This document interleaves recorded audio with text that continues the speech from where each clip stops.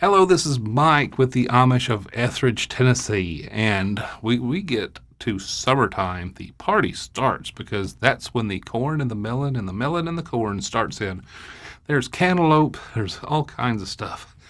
I said corn twice just a second ago because a lot of times by the time the summer comes along, at the end of June, we've already had a week or so of sweet corn. By July, we have kind of a mix of corn. What I mean by that mix is that we have some, what usually known as like peaches and cream, silver corns, you know what I mean? They got different names, but basically they're sweet corn. And as they come in, they peak and then they start going out. The savory style corns like trucker corn and white corn and all that sort of thing start coming in. And then, of course, after this is in like August. This is where you'll start finding the more animal feeding type corns. So depending on what kind of corny joke you'd like to hear, is going to determine when you need to come if you're looking specifically for corn. Also, by July, you're starting to see a lot more sun-ripe tomatoes. Yes, I said sun-ripe.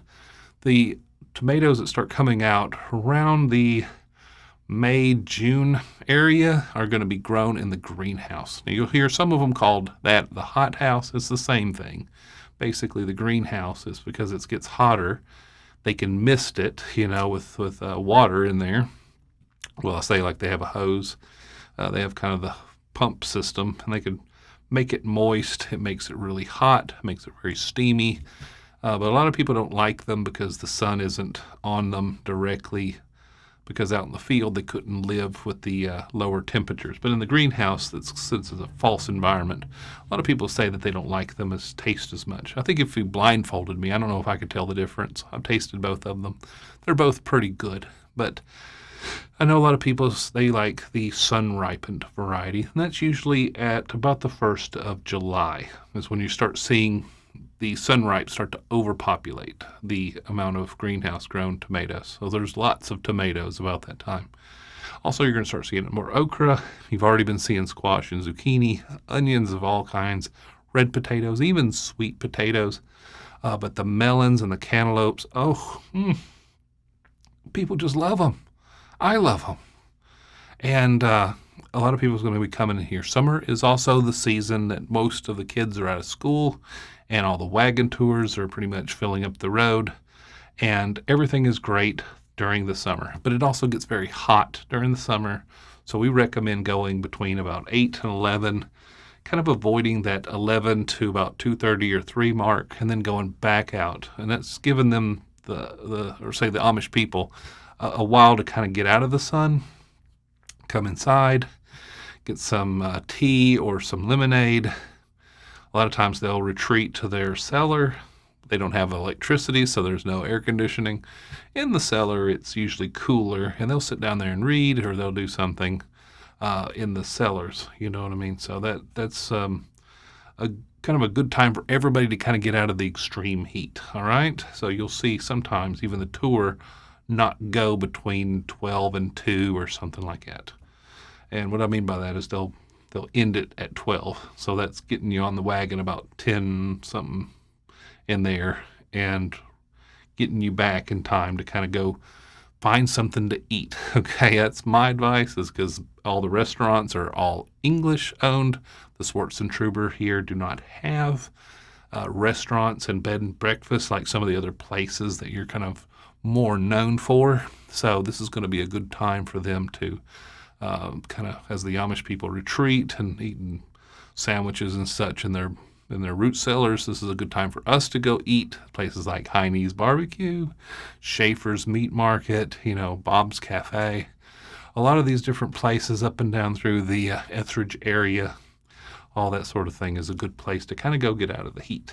So also, this is a good time that if you wanted to, for example, go kayaking, in the creeks. Now, keep in mind that Saturday and Sunday are the bigger days for this. So if you did come in to go see the Amish on Saturday, and then you stayed the night, this would be a good way to Sunday morning check out, go get in a canoe or kayak, Places down in south of Lawrence County are awesome at it. This is Sycamore Campground or Sycamore Taco Shack. They have a Sycamore River Run. It's the same place.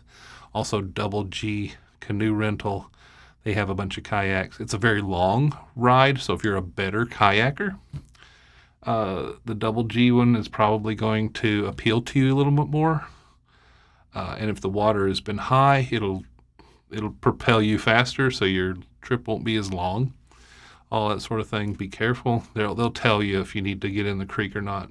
We probably have more trouble with shallow water than we do deep water. So if you're a mom out there and it's like, no, I ain't putting my kid in no kayak in that deep water.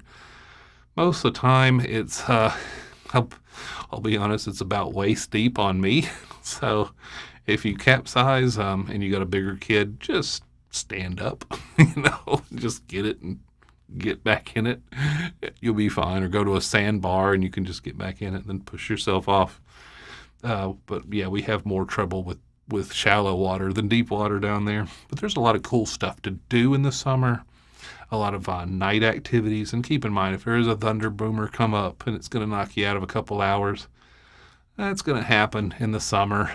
Just go bowling or something like that. Go throw axes down at Axe Kicking in Loretto or something like that to kind of get you some time built up so that you can go back out there, redo your route, and then you'll be back Amishing in no time, all that sort of thing. But if you want the best of the best when it comes to the Amish produce, summer is your friend, all that sort of thing. So I hope this has been very insightful, and hopefully we'll see you guys in another video just like this one. But if you really want to have a really good time watching the videos, click right below here and then check out our course called The Complete Guide to Visiting the Amish of Ethridge. It's a whole course. It's 22 hours long. Yes, it's a lot. 22 hours long with 24 lessons. That's right, a lot of lessons, 4 quizzes, all that stuff. And that page below will take you to a page that shows you everything that's in the course. It's the only way I make money, so please consider buying this course if I've ever helped you at all. Anyway, this has been Mike with the Amish of Ethridge, and I'll hopefully see you in another one of those great videos. We'll see you then. Bye-bye.